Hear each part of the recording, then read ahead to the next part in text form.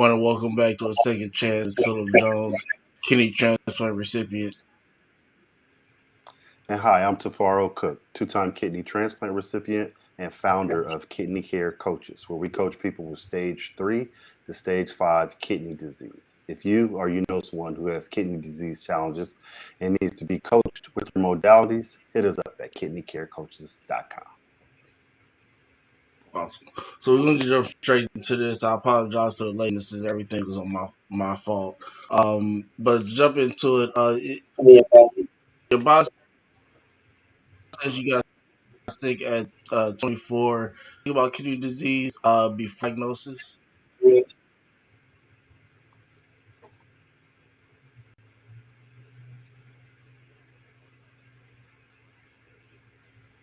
Is that for me? I'm sorry, I didn't hear a part of that. I said it says your boss says you got sick at 24. I said, did you know anything about these before you got diagnosed? Okay. Good afternoon, everyone. Thank you so much, Phil and Tafaro, for having me here today. Um, Before my diagnosis, no, I didn't know anything about kidney disease or kidney failure or anything of that sort. Simone, can Okay. you tell us a little Uh, brief about you? Sure. So my name is Simone Washington. I'm originally from Miami, Florida. I have lived in California, Long Beach, California, for the past 8 years, and really happy to be on the show today. Thank you. Thank you. Go ahead, Phil. oh, you got the next question, Mr. Cook. So, Simone, tell us like what was your first symptoms that you were having when you first started experiencing kidney disease? So I was about 24 years old when this took place. I was At this point, I had never needed to go to the hospital for any reason. I had nothing besides a common cold over the years. So this was really unexpected. I started to feel just very sick. I couldn't keep any food down. I was thirsty, like really thirsty, but I wasn't using the bathroom at the same rate that I was drinking.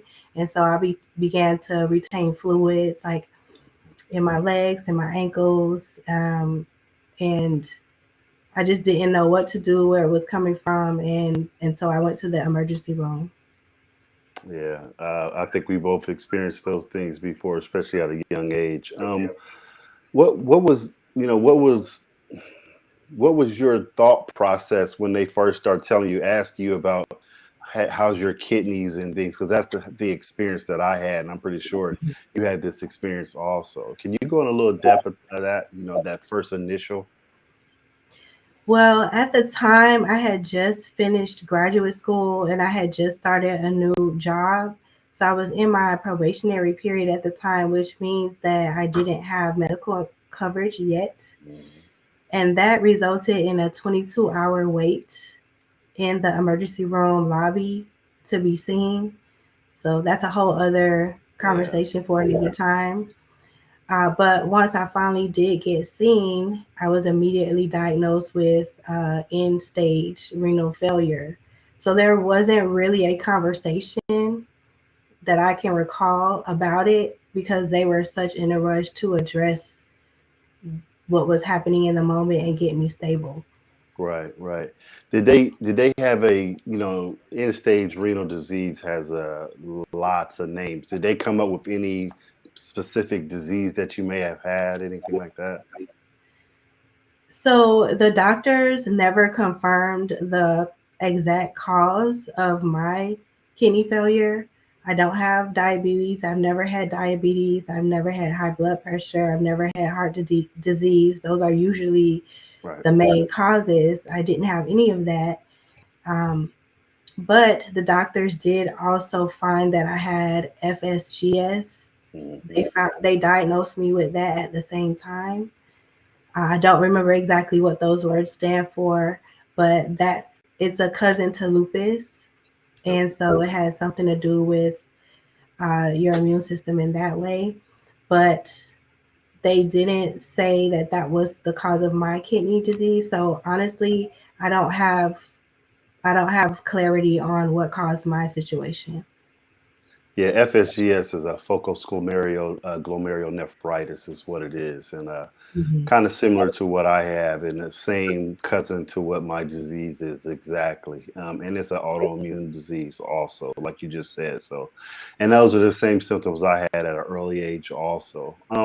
So did they when they diagnosed you, did they give you some like Lasix and things like that to get the fluid off and things like that, or what was what was your from the hospital to going home? What was Mhm. that like? So the first thing that they did was they put like an emergency catheter in my neck to start emergency dialysis Okay. right there in the hospital to address the fluid situation and just the overall kidney failure that was going on at the time. And I spent the next 2 weeks in the hospital for the doctors to determine the right mixture of medicines to send me home with. Hmm. It was determined later that I could take a couple of medicines to stabilize my kidney function for the next year or two before those medicines, the side effects will outweigh the benefits. So Right. there were two kinds. There was one called Cellcept, and I'm not remembering the second one. So I was on Cellcept for a year, and then I was on the other one for another year. And then after that, it was time to start dialysis because there was no other way to stabilize my kidney function outside of doing dialysis. So I started after those 2 years of being on the medication. That's pretty. That's and I work with a lot of patients, and this is the first time I ever heard somebody start CellCept before they had a kidney transplant, because CellCept is an anti-rejection medication. Now, the only reason I can think of them starting you with that was, were they expecting you to get a kidney transplant pretty soon? I'm not sure what the process was behind it. It was not anything that was communicated to me. So I don't know. I don't know, to be Mm, honest. okay. One thing I do know from talking to other kidney recipients and people who are waiting is that I was also taking prednisone Yeah. before, Hmm. and then after the transplant, I wasn't taking it anymore. And so I know some people that have had a kidney transplant, they take prednisone after. Yep. So, Yep. mhm. Yeah, at my first transplant, I took prednisone as well. So what prednisone with FSGS does is, so focal glomerulonephritis is a inflammation to the glomerulus of the kidneys and the nephrons. And so what the prednisone is designed to do is designed to lower the inflammation, and that's what that is for.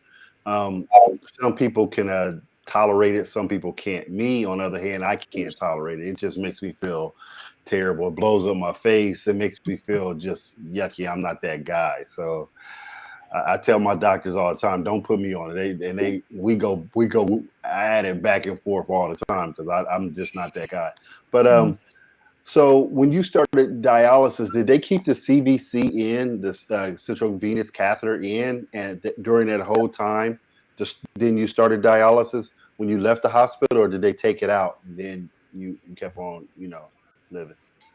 So after I left the hospital, before I left the hospital, they took the emergency catheter out of my neck.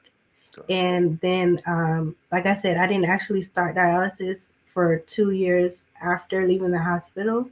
Right. So during that time, during the latter part of those 2 years, I got the surgery to have my fistula created in Okay. preparation for dialysis. So a fistula is a sewing of a artery and a vein together to make a larger pass for the blood to go in and out during dialysis treatments.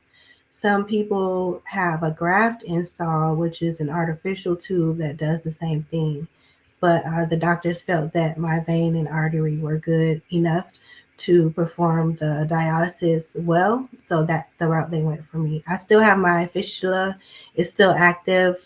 I've gone to see specialists to see if I should have it closed off, but they not closed off, but just managed so that it's not in use anymore. But they didn't really see a reason to have additional surgery to address it if it's not bothering anything. So Right, right. it's still working. Yeah, a lot of doctors hope it will stop thrilling. That's their goal because even though, like you said, mine worked for 5 years when I got my second transplant. It continues on, and when it stopped, my doctors were quite happy because it stops it and it gives the heart a break. Because when it's thrilling like that, it's like an open kind of like an open muffler or header, if you will, if you're talking about a car where it just has no back pressure. So, and it's not a problem if, somebody like yourself who's young and healthy is not a problem where they can just, let it go. And some more than likely, if you're not using it, eventually it will stop, but sometimes they don't. So who knows? But like you said, if it's not a problem, it's not a big deal. That's funny that you said fistula. Ohio State University did a documentary on my fistula in my arm to show Uh-huh. people, that you can exercise and ride motorcycles and be active instead of having the CVC. Because when you're in dialysis, we see a lot of people continually with the CVC, and your heart can get infected. So I'm glad you did have that surgery and was a proponent of getting the fistula because it's a lot healthier when you're on dialysis for sure. So how did your kidney transplant process proceed? Let's go in deep about that. Okay. So by the time I started dialysis, I was an elementary school teacher. So I would Okay. go to work every day. I would come from work and go straight to the dialysis center 3 times a week for Mhm, 4-hour sessions. mhm. And so while I was on dialysis, I also started the process of getting on the transplant wait list. There were over 30 clearances and tests that I needed to take to prove that I was otherwise healthy as part of the process to get on the list. So if you can imagine making all those doctor's appointments and getting the test done and waiting for the results, it took about a year to get all of those things done and approved to get on the list. And so once I got on the list, months afterwards, I started to get calls from the hospital to say that they were a potential match. So I would go whenever I got that call. I would go get the blood test and then come home and wait for the results. And then later on, they would say, unfortunately, someone else was a closer match.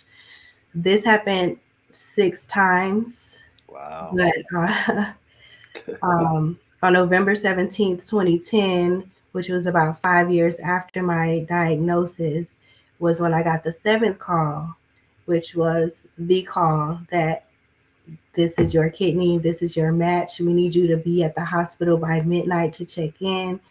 By 2 a.m., I was under anesthesia, and by 7 a.m. the next morning, I was waking up from a successful surgery.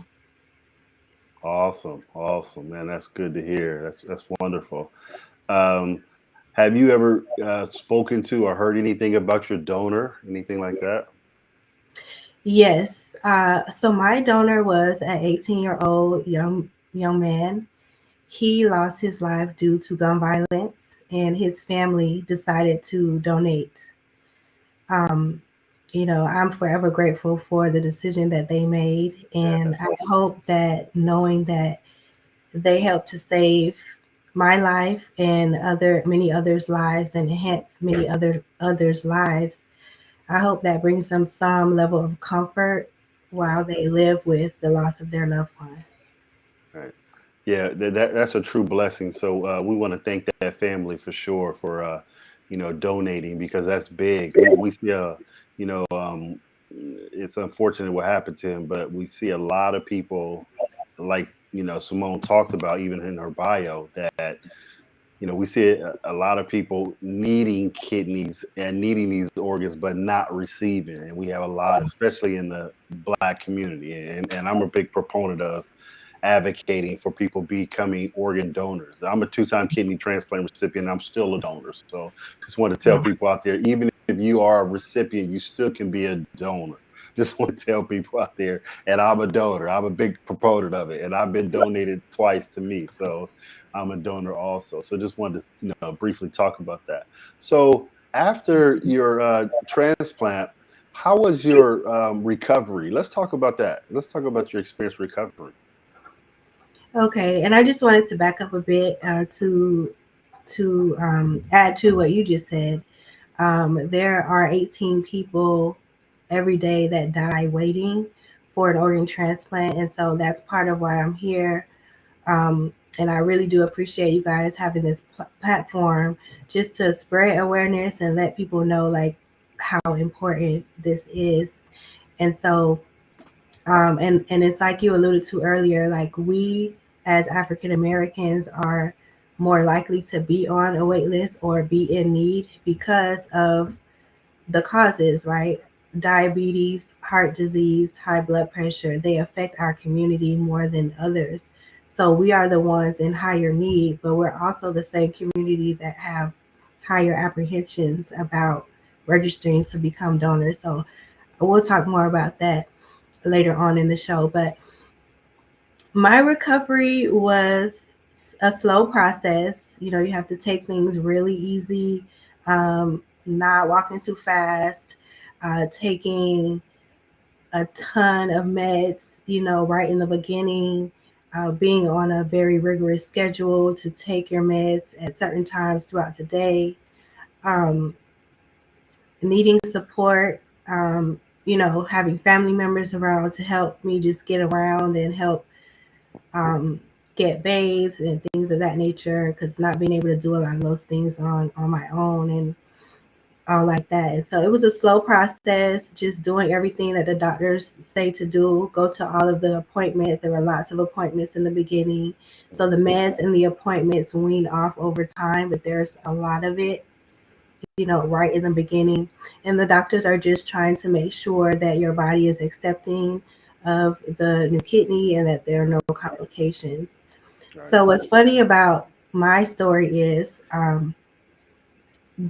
the other person that got this young man's other kidney ended up being my roommate in the recovery room.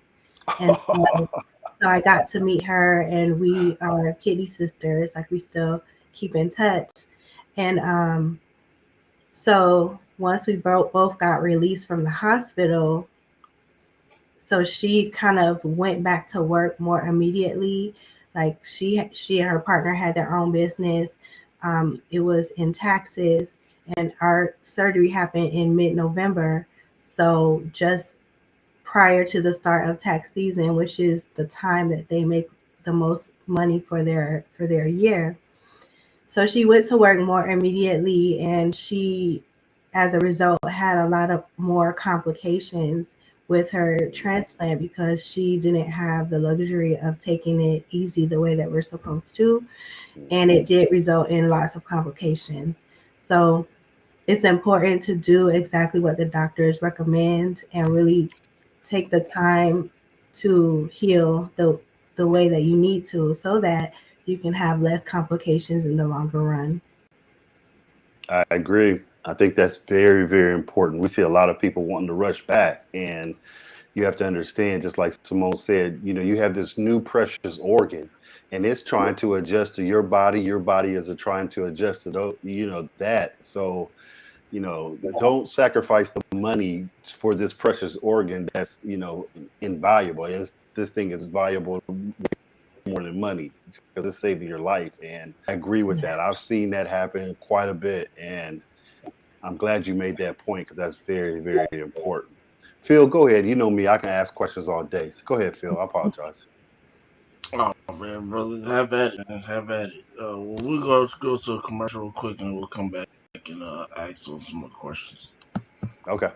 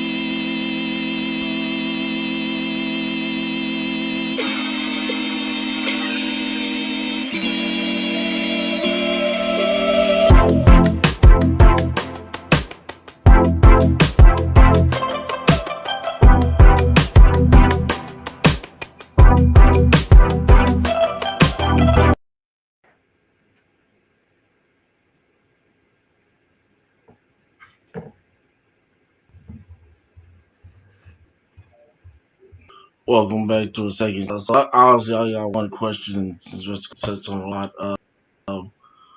What was family's response when you told them that you were diagnosed with end-stage kidney disease? So it was mixed responses. As far as my parents go, they are pretty resilient when it comes to things like this. Uh, Obviously, it's devastating news, and you never know how to really take it. But they did well to like stay strong. I believe they were trying to stay strong for me, so that I would be strong through the process. Uh, Family, friends, coworkers, uh, after they heard about it, they were asking me questions about how they could get tested to see if they were a match. And so people were just going to, I didn't really have the answer. So they were researching on their own to find just calling the hospitals and finding out what the process was. And so they went down to get tested. And unfortunately, no one in my immediate circle was a match. And so my donor came from the transplant wait list. Mr. Cook, go take over. Um, so let's dive into what inspired you to start the nonprofit that you have. So my business is called Kiasi Technology Solutions. It's not a nonprofit, it's for I profit. apologize. No problem. It is just out of a need that I saw in my immediate circle of people of retirement age, of a more mature age, just being interested in learning more about technology. So Mm. maybe this topic wasn't part of like high school when they were in high school, or now that they're retiring, they have a little bit more time, and this is part of the hobbies that they want to pick up, learning, brushing up on their technology skills. Maybe they have kids, adult kids, or grandchildren who buy them technologies, computers, printers, smartphones, and they don't really know how to use it, anything of that nature. And so I saw the need, and so I have already been helping people learn these things. And they would always say, "Oh, you're so patient. You're really good at this. You should start a business." And then once we were in the pandemic, is when I really just focused in on the business side and getting it registered and all that. And so that's when the business officially started. And then there was a need. This same population of people, retirees, were interested in starting their own small businesses, and they have a passion for the product or service that they're offering, but they may not know the technology that helps run the back end of the business. And so I will be tapped to help with those things, including like social media content creation and management, things of that nature. So the business has pivoted to include that as well. And so it's just another way to share knowledge with my community and help people in a subject area that I am an expert at in order to help other people learn and increase their quality of life and also help them succeed in their businesses. That's awesome, man.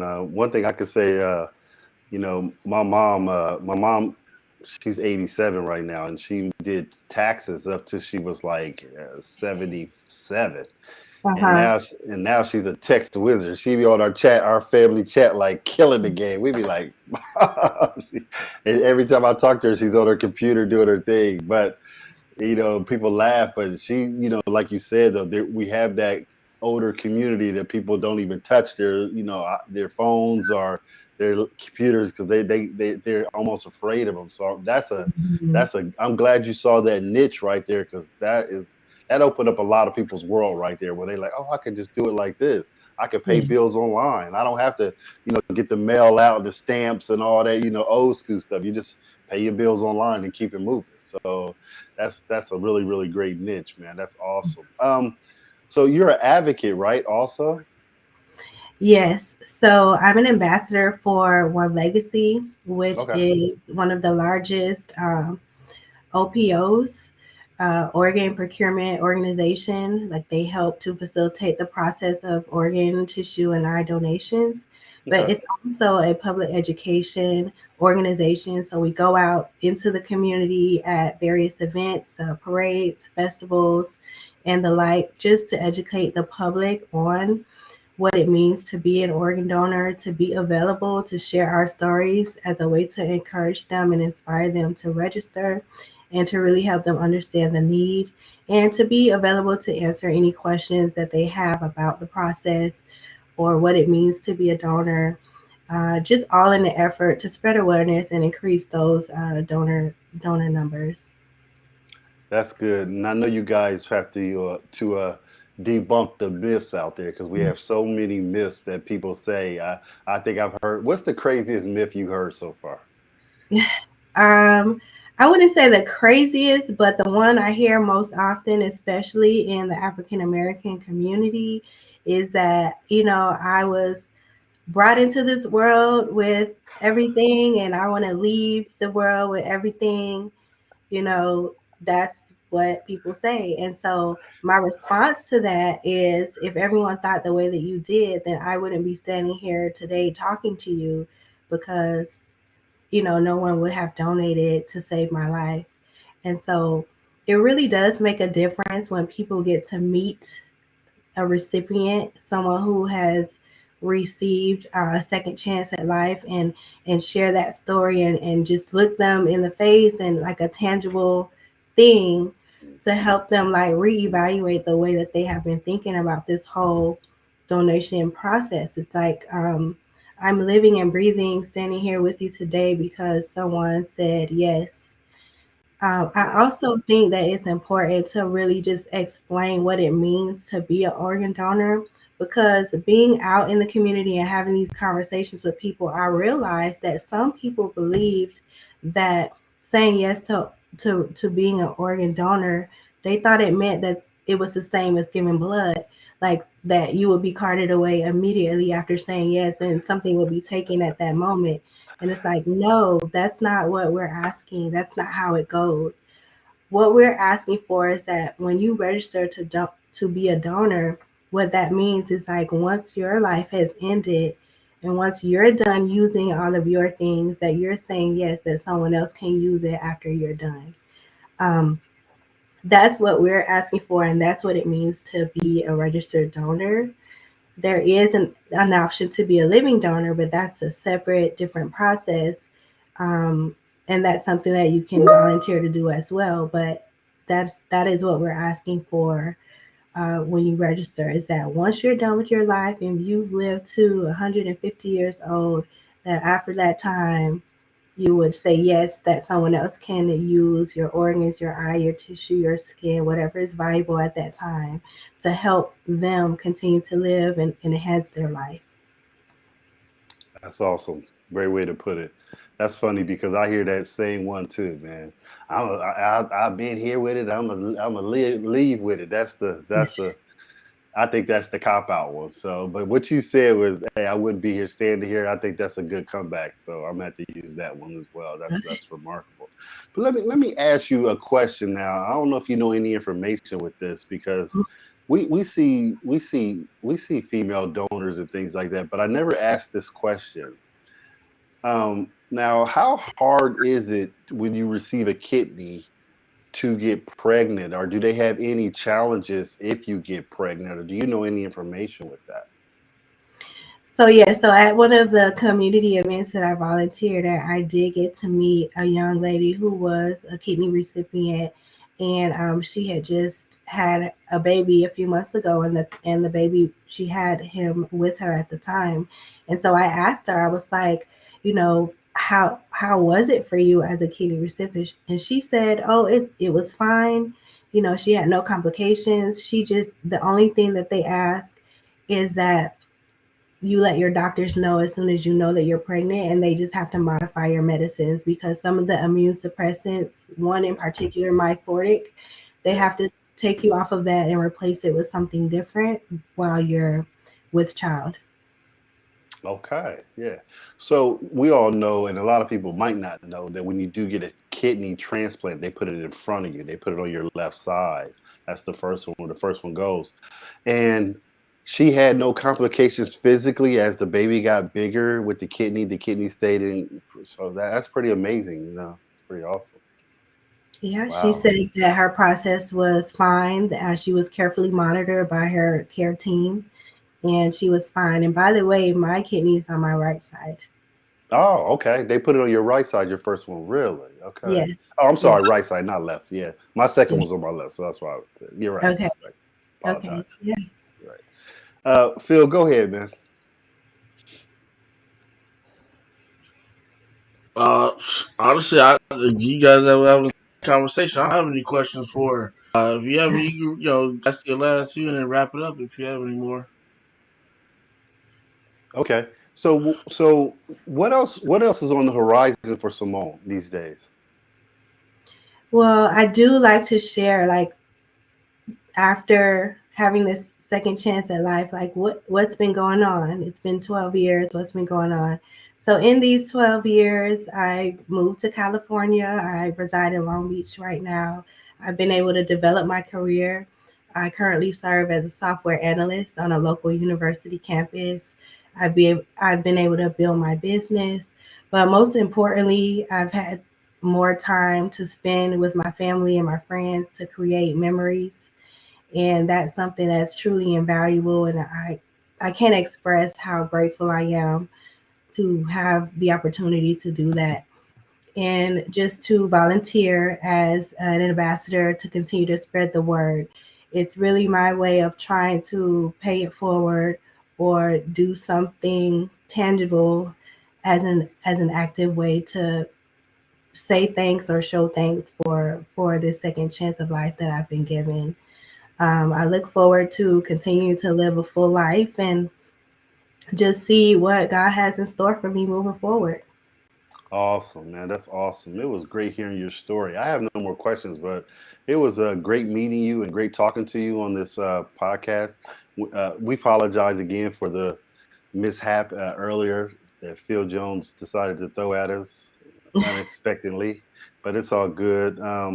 Again, I have no more questions, but thank you for being a pivotal person in the community of kidney disease, and keep sharing your story and keep living a strong life. And we appreciate you for sure.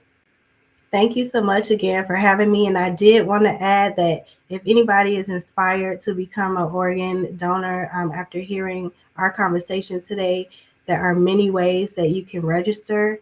You can go into the DMV office and say that you want to be a donor. You can register online at dmv.org. There's also onelegacy.org. There's donatelife.net. So you can do it from the comfort of your own home. You can do it on your phone. You can register, and then you'll be registered. And the next time that you get your license printed, you'll see a pink dot that signifies that you are a donor. So thanks again for having me. Thank you for providing this platform. I really appreciate what you guys are doing to get the word out. And thank you. Thank you for the time.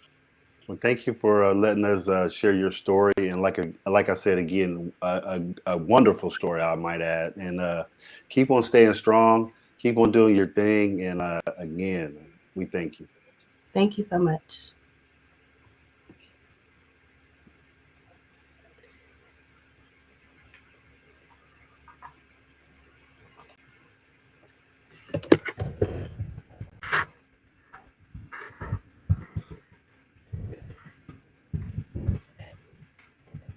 You might be muted, Phil. We can't hear you.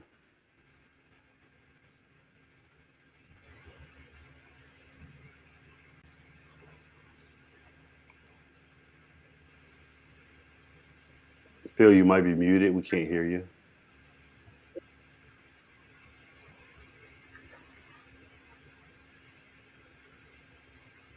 Okay.